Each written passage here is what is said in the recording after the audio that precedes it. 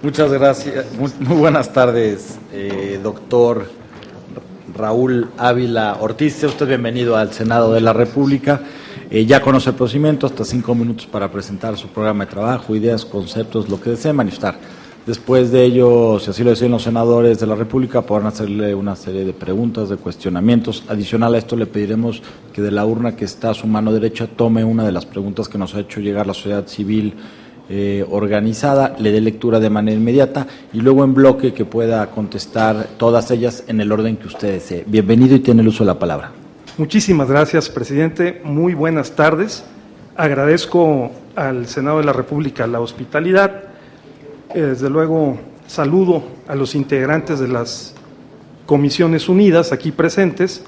Saludo también a los integrantes de la mesa directiva, de la Junta de Coordinación Política del Senado de la República y desde luego a los expertos aquí presentes, al Comité de Seguimiento, Acompañamiento de estos trabajos. Voy a dividir mi exposición primero en un breve proemio, luego el plan de trabajo y posteriormente las razones que se solicitaron en la convocatoria para la idoneidad del cargo.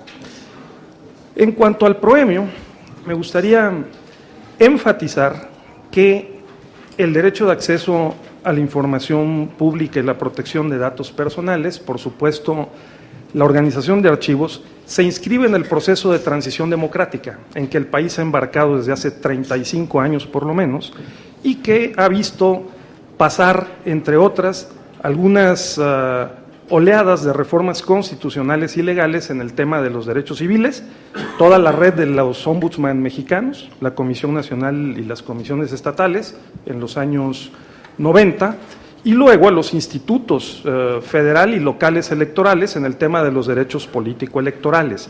Es importante esta perspectiva, como lo ha escrito largamente la doctora Pechard, porque la transparencia y el acceso a la información pública se inscribe en el tema de la consolidación de la democracia, la calidad de la democracia mexicana, a media tabla para todos los indicadores y las mediciones que conocemos internacionales y que tiene uno de sus puntos más débiles en el déficit de Estado de Derecho. Y este es el tema al que me voy a referir en el plan de trabajo y en mis razones para el cargo. Número uno, en relación con el programa de trabajo, lo he dividido en una perspectiva de transición también, en una etapa previa a la expedición de la Ley General de Transparencia y en una etapa posterior. En la etapa previa, me parece de la mayor importancia subrayar que el legislador constitucional democrático, aquí representado por ustedes, ha establecido un claro mandato en la reforma a varios artículos de la Constitución, particularmente el artículo 6º, consistente en que el IFAI debe hacerse cargo de la garantía del cumplimiento efectivo de estos derechos. Y lo subrayo porque, como ayer lo mencionaba el doctor Chávez Presa y otros compañeros que han participado en esta mesa, esta es una diferencia central. Y si logramos en los próximos años que se realineen las reglas, las instituciones, las técnicas de garantía que pasan por toda la legislación secundaria, la reorganización del IFAI y los instrumentos de coordinación que ustedes mismos han establecido en la Constitución y desarrollarán en las leyes, pues entonces podremos pensar que sí vamos a cambiar a México en esta materia. De otra forma, nos podremos ver dentro de 4 o dentro de 7 años enfrentados a la necesidad de una nueva reforma constitucional y los comisionados, quienes sean, habrán tenido poco éxito en su trabajo. Entonces, me parece que esto es enfático, no buscar demasiadas justificaciones, sino enfocarse en el objetivo central. El mandato constitucional es garantizar el cumplimiento efectivo de los derechos. Y a eso responde una serie de modificaciones a la Constitución y a las leyes. Quiero decir, de acuerdo con la teoría jurídica contemporánea que cultivamos en diversas universidades y posgrados desde hace años, que lo que se ha hecho es reforzar las garantías orgánicas, las garantías procesales y las garantías especiales para hacer efectivo el cumplimiento del derecho. Las garantías orgánicas, porque se ha reforzado evidentemente al IFAI, ahora es un órgano constitucional autónomo de naturaleza mixta, es un órgano administrativo y es un órgano, por supuesto, jurisdiccional, como lo planteaba Ernesto Villanueva en la mañana, pero no solo. Es también un órgano rector de políticas públicas en la materia y va a tener que reorganizarse en esos términos. También es importante destacar que uno de los instrumentos centrales en que estas garantías orgánicas y las garantías procesales correspondientes van a tener que ser desarrolladas de manera muy precisa y pertinente es la ley general. Yo les he planteado por escrito en el documento que entregué que me parece que los 3 anteproyectos, iniciativas o propuestas que hasta ahora conocemos en la materia son desde luego virtuosas, pero también adolecen de una serie de defectos. Tienen algunas debilidades y pues yo quisiera discutir, si es posible con ustedes, algo de esto.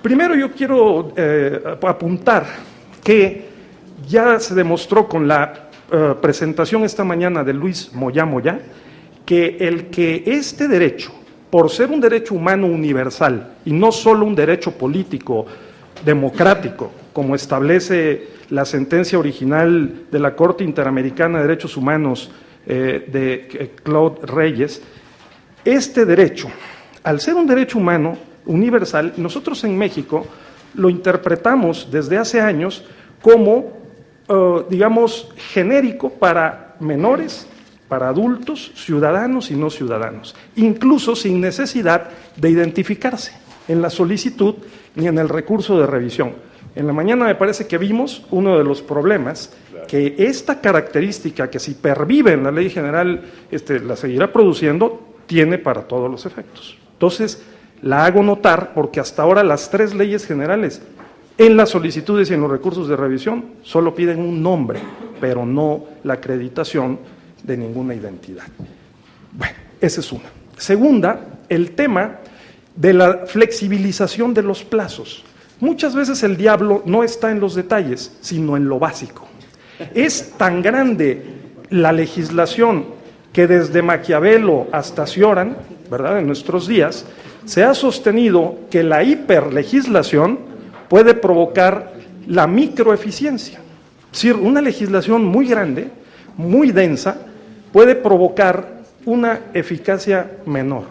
Y en este tema, a mí me parece que una legislación no minimalista, pero sí razonable, ni de 200 artículos, ni de 80 o 50 artículos, debería ser pertinente, habría que revisarla. Pero sí pongo sobre la mesa, y sé que el tiempo me va a afectar, pero pongo sobre la mesa un detalle, que es la tesis de la flexibilización de los plazos para las solicitudes y para los recursos de revisión. Que no sea el mismo plazo el que deba el de aplicarse para una solicitud relacionada con obligaciones mínimas de transparencia. Porque entonces equivale a incentivar, a estimular o hasta premiar al sujeto obligado cuando debió haber colocado de oficio la información en el portal correspondiente. Lo mismo para efecto de los recursos de revisión. Si el recurso de revisión se deriva del incumplimiento del sujeto obligado a una solicitud que tiene como contenido una obligación de transparencia, es premiarlo, el aplicar el mismo plazo de los 10 días hábiles correspondientes o de los 20 o 30, dependiendo de la legislación, para contestarle. Les quiero comentar de manera breve que en la última etapa como comisionado en Oaxaca tuve la oportunidad de coordinar la elaboración de una iniciativa que entregamos, por cierto, que en los últimos días al Congreso del Estado con todos estos elementos, resultado de nuestra experiencia de 4 años y medio. Incluimos este tema y otro más que quiero mencionar, y que es el que los llamados oficiales de transparencia, así manejados en el lenguaje de los convenios internacionales, que llamamos nosotros titulares de las unidades de enlace comúnmente, debían ser personas certificadas y no cualquier funcionario. Debería haber una especial caracterización y revestimiento de requisitos para estos oficiales, de tal suerte que formaran parte de los equilibrios hacia adentro de los sujetos obligados. Por último, en el tema de la ley general, me parece también, y pongo sobre la mesa, que este ejercicio inédito, sumamente enriquecedor de democracia participativa de esta mesa, deba hacerse anualmente y esté registrado, esté previsto en la ley general. Que la Semana Nacional de la Transparencia siga jugando su papel, pero sí les quiero decir que no desaprovechemos la oportunidad de que en la ley general se establezca un mecanismo de retroalimentación, pero obligatorio, para que cada año nos reunamos todos los interesados con una convocatoria abierta en el Senado de la República y con el acompañamiento del IFAI, de la COMAIP y otros mecanismos vinculados a la materia para hacer una retroalimentación, como se está haciendo, porque me parece que es de la mayor importancia. Entonces, estas serían mis apreciaciones iniciales en relación con la ley general. Yo quedaría a sus órdenes para que, nombrado o no, de todas maneras podamos cooperar con gran gusto como ciudadano y como interesado en la materia en este tema. Antes de la ley y después de la ley. Una vez que esté la ley general, entonces el IFAI va a tener que sufrir una reingeniería. ¿De qué medida? No lo sé, pero tendrá que, como se dijo ayer, realinear sus estructuras, sus mecanismos, lo mismo con el hacia adentro que hacia afuera, de tal suerte que se distinga entre funciones no jurisdiccionales y funciones jurisdiccionales. Las funciones no jurisdiccionales son claramente todo lo que tiene que ver con la difusión y la promoción, vinculación, educación, capacitación, etcétera. Y las funciones jurisdiccionales, y yo diría que jurídicas, además, por el mandato del legislador constitucional en esta reforma, tienen que ver, obviamente, con los recursos de revisión, primera instancia federal, segunda instancia en relación con los ámbitos locales, pero también, y esto lo quiero subrayar, con las facultades que están en el artículo 105, fracciones 1 y 2 de la Constitución. O sea, controversias constitucionales y acciones de inconstitucionalidad, porque ha pasado por alto que el IFAI no solamente va a ser sujeto activo, sino pasivo de las controversias constitucionales. Y esto es de la mayor relevancia. Tal suerte que se tiene que fortalecer el área jurídica constitucional del IFAI, y ahí voy a mi perfil y a lo que les propongo que ustedes ponderen libremente, ¿verdad?, profesionalmente en relación con mi carrera profesional. Gracias, bien, doctor. Si me permiten, nada más apunté 7 criterios y ya nada más los enuncio. Váyale cerrando, pues tengo 6 senadores, si no, no le va a dar tiempo. Usted considere lo que gracias. usted desee. Pues apunté 7 criterios. El criterio del perfil profesional relevante, que es muy cercano a el de los ministros de la Suprema Corte, salvo el ser licenciado en Derecho. El segundo, que es el de la experiencia en el ámbito de especialidad, dado que fui comisionado en la materia, en el ámbito local, y otros como son el tema del criterio regional, porque conocemos la problemática de los 570 municipios oaxaqueños, de las agencias municipales, las 10,000 comunidades que hay abajo. En el país hay casi 200,000 comunidades por debajo de los municipios, y también el criterio político, que el artículo 95 no lo excluye, sino al contrario lo acepta, a diferencia de la materia electoral, por ejemplo, para los consejeros. Y agregaría, y con esto concluyo, el tema de el criterio de la integridad, el cual también defiendo y me hace estar aquí con toda libertad y con mucha confianza en que pueda contender en sus registros seriamente por uno de esos 7 cargos. Muchas gracias. Gracias, doctor. Si nos hace el favor de tomar una de las preguntas de la urna, leerla, y tengo registrados a la senadora Laura Rojas, al senador Javier Corral, al senador Alejandro Encinas, a la senadora Pilar Ortega y a la senadora Marcela Torres Peña. Gracias. A raíz de la reforma constitucional, la pregunta 30, las personas morales que reciban recursos federales son sujetos obligados. Deben diferenciarse las obligaciones de estos del resto de los sujetos obligados, como son las dependencias y entidades.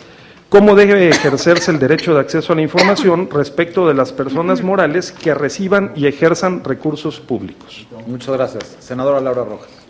Gracias, presidente. Doctor Ávila, bienvenido al Senado de la República. Bueno, usted es responsable de uno de los programas de IDEA, que es un organismo internacional del que México forma parte, pues lo cual claramente le da una visión mucho más amplia del Estado que guarda el derecho de acceso a la información en México comparado con el de otros países o con el del resto del mundo. Entonces yo quisiera que nos pudiera hablar de eso, cómo está el derecho en nuestro país comparado, qué nos falta por hacer para mejorar, en qué cosas estamos bien, incluso que pudiéramos ofrecer en materia de cooperación, bueno, que de hecho ya se hace algo, y qué instrumentos internacionales en la materia México debería de ratificar.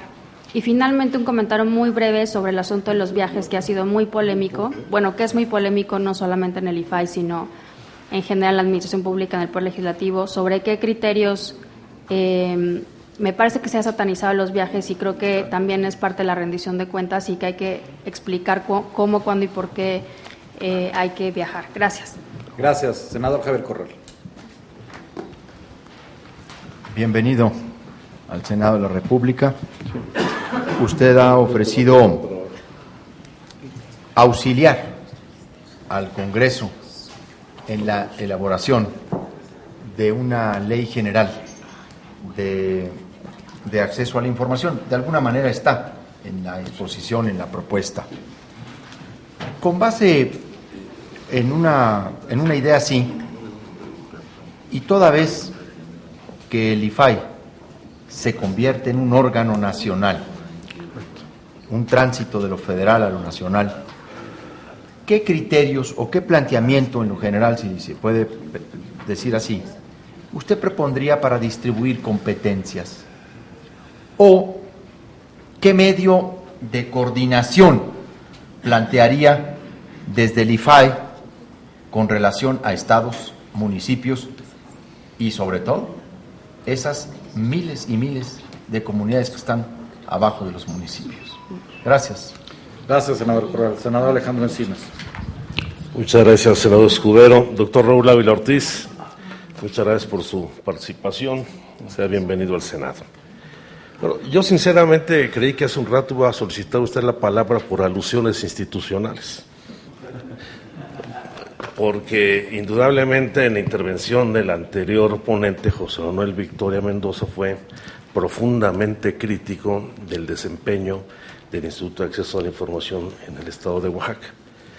No voy a entrar a un debate indirecto porque no es el papel en una audiencia, pero sí quisiera saber, desde su punto de vista, cuál es el papel que debe cumplir el Consejo Consultivo en los órganos garantes, cómo debe ser fundamentalmente su integración y plantearle también que nos explicara cuáles fueron las dos principales resoluciones que el Instituto de Acceso a la Información en Oaxaca adoptó respecto a requerimientos de información sobre el gobierno del Estado durante el periodo donde usted participó, entre 2008 y 2012. Y finalmente, un debate que tenemos, que van planteado varios de los participantes, en la idea de integrar el órgano garante a partir de un criterio regional, porque si fuera un criterio regional pues sería un órgano de representación, y si tenemos solamente 7 comisionados, pues 25 van a quedar inconformes, ¿verdad? Entonces, yo entiendo la preocupación del criterio regional, pero también le preguntaría qué valor entonces le da usted al servicio profesional de carrera dentro del propio IFAI. Gracias, senadora Pilar Ortega. Muchas gracias. Bienvenido al Senado de la República. A mí me gustaría hacerle una pregunta, dada también la experiencia vasta que tiene en el tema, su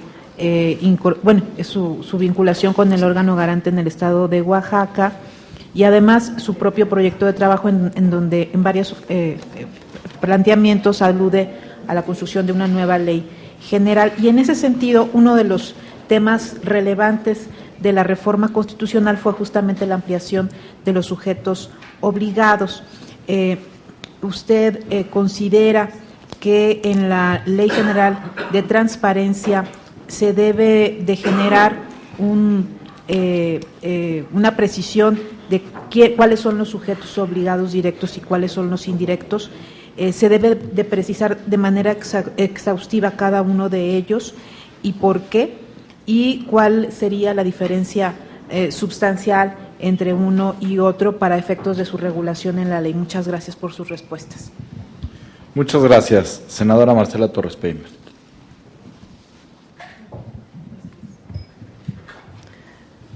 Muy bienvenido al Senado, muy buena tarde, doctor Ávila Ortiz.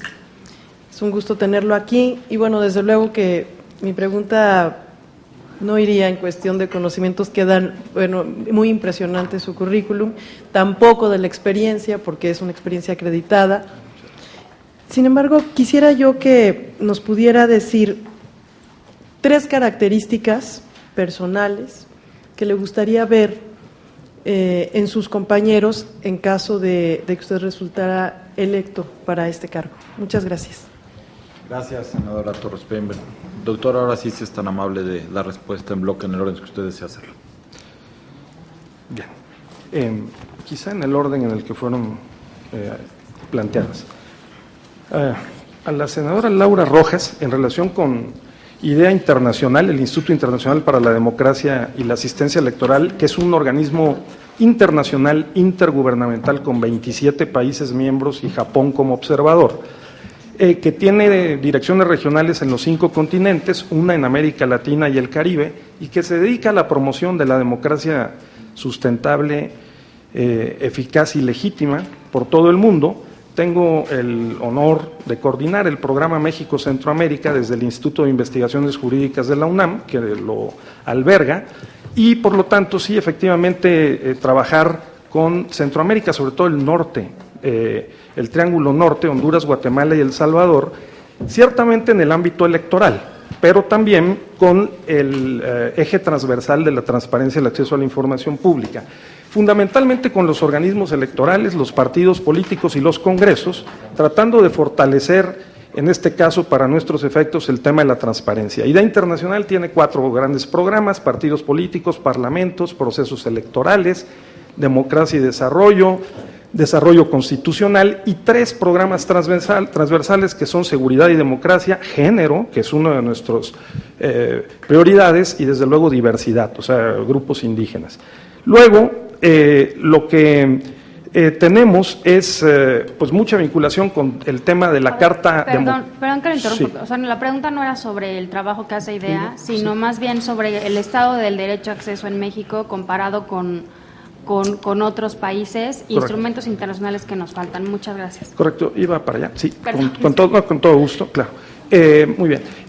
Justo uno de los temas, uno de los elementos, sí, ciertamente, es el tema de la transparencia y el acceso a la información pública. Ha cambiado el concepto fundamentalmente que guía nuestros esfuerzos en materia de derecho de acceso a la información pública, con el concepto de integridad.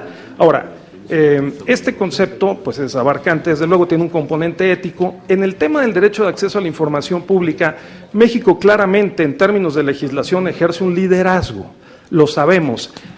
No va a haber en el planeta otro organismo como el IFAI, como no hay otro INE, Instituto Nacional Electoral, y no hay un Tribunal Electoral del Poder Judicial de la Federación. El tema es cómo hacemos que sea efectivo, porque después de una década, resulta que tenemos una de las legislaciones más robustas y, sin embargo, como se ha dicho reiteradamente, indicadores de corrupción y de falta de Estado de Derecho que son preocupantes. Entonces, este es el valor de la reforma constitucional que se ha consumado y que tenemos que instrumentar.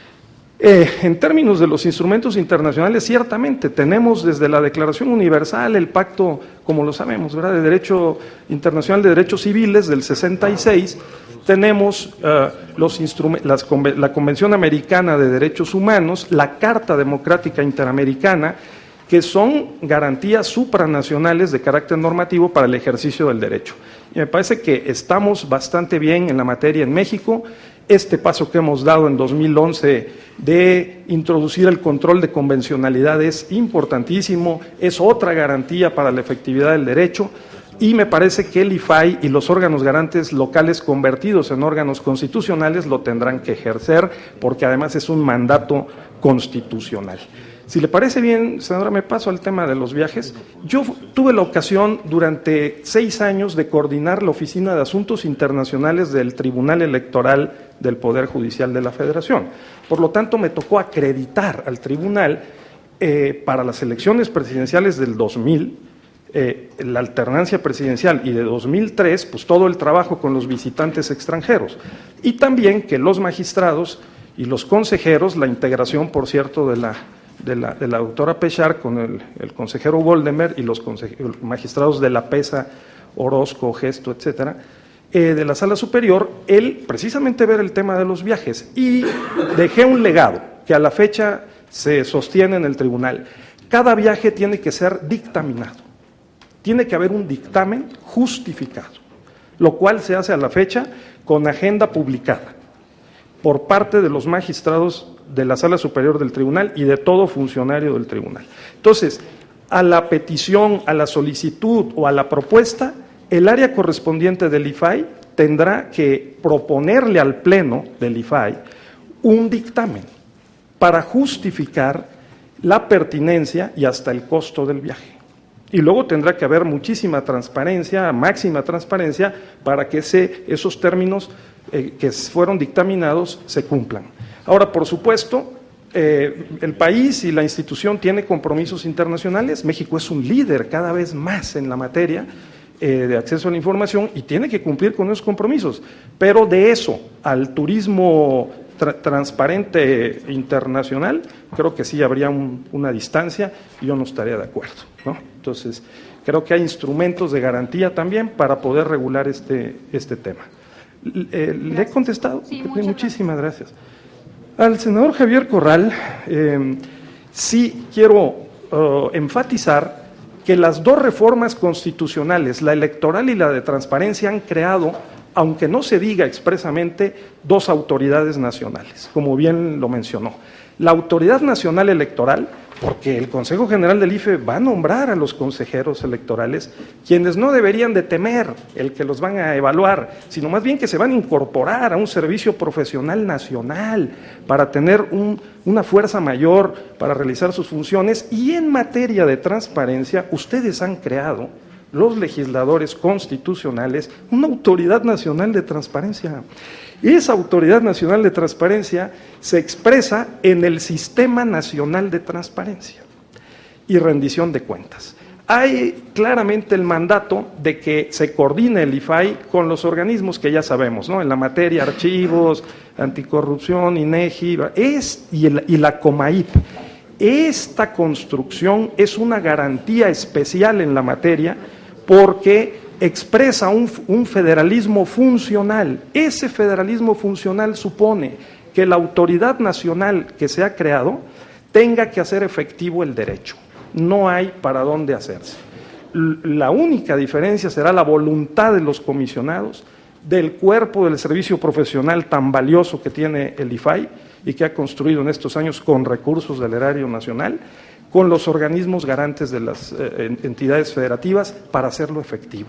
Y a mí me parece que aun cuando sea un sujeto obligado, tenemos que ser maduros y responsables para poder entender que el Senado de la República, Cámara de origen de esta reforma, el Congreso de la Unión, tiene que acompañar este esfuerzo, ¿no? Junto con el Poder Ejecutivo, porque en la Ley General hay instrucciones a los órganos garantes, pero se extraña que el Congreso, que el Poder Ejecutivo, incluso que el Poder Judicial, es decir, los sujetos obligados que tienen que autorregularse, ¿no? Ayudarlos a que se autorregulen, también participen con su voluntad política en este proceso. Por lo tanto, la distribución de competencias obedece a un federalismo funcional, no territorial. Aquí se ha introducido un nuevo criterio, por eso les extraña a los consejeros electorales locales, ¿no? Como les extraña a los comisionados locales, el que los vayan a sustituir, el que los vayan a evaluar, el que van a tener encima otra estructura, ¿no? El federalismo funcional supone el principio de la eficacia. o la eficiencia, y eso está allí. Claro, tampoco podemos ser tan pragmáticos de abstraer el resto de los principios constitucionales, porque de otra manera, claro, asumimos un centralismo de la época de Santana, ¿no?, con el supremo poder conservador, y tampoco se trata de eso. Pero de Maquiavelo a Cioran, vuelvo a decir, pasando por las 48 leyes del poder, como bien decía don Benito Juárez, cuando en el país hay división interna y crisis, hay que concentrar la autoridad.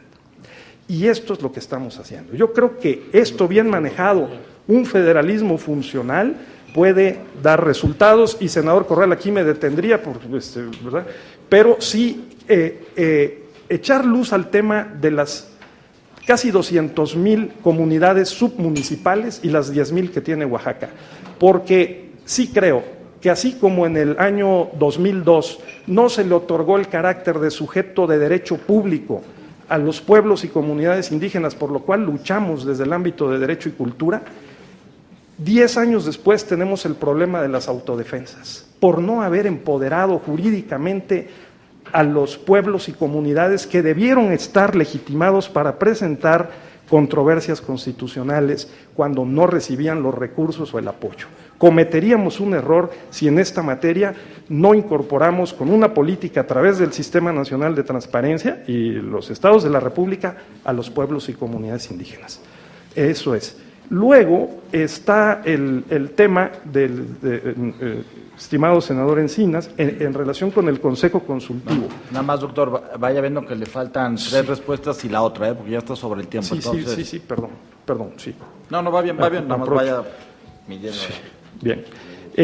La integración, que creo que debe ser multidisciplinaria, nada lo impide, yo creo que es así, porque pues hay diferentes materias no jurisdiccionales y jurisdiccionales que el órgano tiene que atender. La competencia, que es fundamentalmente, como su nombre lo indica, de opiniones consultivas, pero hay un punto que otros consejos consultivos, lo he visto en varias funciones que he desempeñado en la administración pública, es el crucial: si puede o no opinar y orientar el presupuesto, si tiene o no una facultad en relación con el presupuesto de la institución, su distribución y su ejercicio. Me parece que ese es el tema central. Hay otros aspectos de evaluación, de opinión previa sobre el informe que rinda el órgano garante a través del presidente, etcétera. Pero me parece que es central. Luego, 2 casos. Nosotros en la integración en el órgano garante de Oaxaca, abril de 2008 a diciembre del 2012, recuerdo la primera impugnación y la última. La primera fue muy interesante porque se negaba el gobierno de Oaxaca, sobre todo la Secretaría General de Gobierno, a aceptar que el órgano garante pudiera extender su facultad de orientación y auxilio a turnarle las solicitudes que fueran presentadas a través del órgano garante, y encontraban una manera de estar obstaculizando a los solicitantes, a los ciudadanos. De manera que el primer criterio interpretativo de los 70 que personalmente elaboré para el órgano, estirando al máximo en clave garantista la ley de 70 artículos del Estado en la materia, fue que la función de orientación y auxilio incluía el poder turnar las solicitudes y que se empezara a contar el plazo de las solicitudes desde el momento en que la recibieran en la oficina del sujeto obligado. El último asunto que resolvimos, éramos solamente 2 comisionados, porque la tercera comisionada estaba fuera, había solicitado licencia, y fue presentada, entre otras, lo recuerdo, por Flavio Sosa, ¿no?, el líder social oaxaqueño, y otros 4 compañeros de él del Frente Social Huautleco, en el que en una solicitud escrita y firmada a mano presentaron a un presidente municipal una solicitud de información pública de oficio. El presidente municipal les contestó diciendo que los previno para que acreditaran la legítima constitución de la persona moral, porque era un frente social. En Oaxaca hay un número de frentes sociales, no son personas morales, es imposible. Este frente, con las firmas de los 5 ciudadanos, vino al órgano garante y terminé presentando un voto particular en el sentido de, en clave garantista, admitir el recurso y ordenar que se le entregara la información máxima que era pública de oficio, eliminando la formalidad de la acreditación de la personalidad de la persona moral, porque evidentemente era un recurso legalista del presidente municipal para no entregar la información. Así que hay... Sí, ya lo tomaron el Palacio Municipal. Exactamente, exacto. Bien, luego a la senadora María del Pilar Ortega, sí, creo que la ley general debe de especificar los sujetos obligados directos y los indirectos, y me parece que sería correcto, pertinente, que sí se les establecieran al máximo posible sus obligaciones públicas de oficio. Me parece que hasta ahí puedo yo terminar la respuesta. Y a la senadora Marcela Torres, las tres características de los comisionados que estaremos juntos durante algún tiempo, ¿no? Yo me apunto para 4 años y medio nada más. Si lo conseguimos en 4 años y medio, será suficiente. Hacer cumplir el derecho de manera efectiva. Sí creo que en 4 años, si no se hace, difícilmente se podrá concretar. Pero las características serían, espero yo, un número de mujeres, que sí creo que debe ser importante. Hay, lo hemos escuchado en estos días, gente de mucha experiencia en materia de comunicación social, en materia jurídica y jurisdiccional. Es decir, las mujeres, sostengo yo, hoy son mejores que los hombres. Y algunas me han dicho, no hoy, siempre. Entonces, eso está en discusión, pero creo que hoy confiamos mucho, pero mucho en ellas. Entonces, eso es muy importante. En realidad, estamos por la, no solo por la equidad de género y la paridad de género, sino por la igualdad sustantiva entre hombres y mujeres. Así que un grupo interdisciplinario, creo que sí debe ser una mayoría de abogados, creo que hace falta un perfil constitucional, y lo pongo humildemente a su consideración. Y eso es. ¿Cómo no? Finalmente, a raíz de la reforma constitucional, las personas morales que reciben recursos federales son sujetos obligados. Deben diferenciarse las obligaciones, ¿verdad?, entre las personas morales que reciben recursos federales. Bueno, está claramente establecido en la ley, y me parece que debe seguir así, que las personas que reciban recursos públicos rendirán cuentas a través del sujeto obligado que les otorga los recursos. Pero sí quiero subrayar que el legislador constitucional democrático, o sea, ustedes, ¿verdad?, establecieron en el nuevo artículo 6º que no solo tiene que rendir cuentas quien reciba y ejerza, sino quien realice actos de autoridad. Y esto es muy importante, porque yo me preguntaría si los notarios públicos, si los corredores públicos, que hoy son sujetos obligados de la ley, en síntesis, de lavado de dinero o de activos, ¿sí?, son o no sujetos obligados bajo este enunciado normativo. ¿De acuerdo? Entonces será muy importante poner a prueba la capacidad jurídica y jurisdiccional del IFAI en esta materia, ¿no? Por el tema tan llevado y traído, pero tan relevante, de la seguridad nacional, que sí me parece de lo más importante y que tendría que ser el núcleo de la materia de las facultades de atracción del IFAI, porque esta pregunta se ha hecho varios días y me parece que no ha tenido una respuesta contundente. ¿Qué se debe de atraer? Sí, en principio, las causales de seguridad nacional. Es decir, está en la Ley de Seguridad Nacional, y me parece que si un órgano garante local tiene un conflicto mayúsculo, por ejemplo, como los que hemos vivido últimamente en estos últimos meses en Michoacán o en otro estado de la República, o un conflicto hacia adentro del órgano garante que tenga que resolver un recurso de revisión presentado al propio órgano garante, esos podrían ser, desde luego, la materia de la atracción. Me detengo aquí para ya no cansarlos más. Muchísimas gracias a ustedes. Gracias. No nos cansa, doctor. Muchas gracias.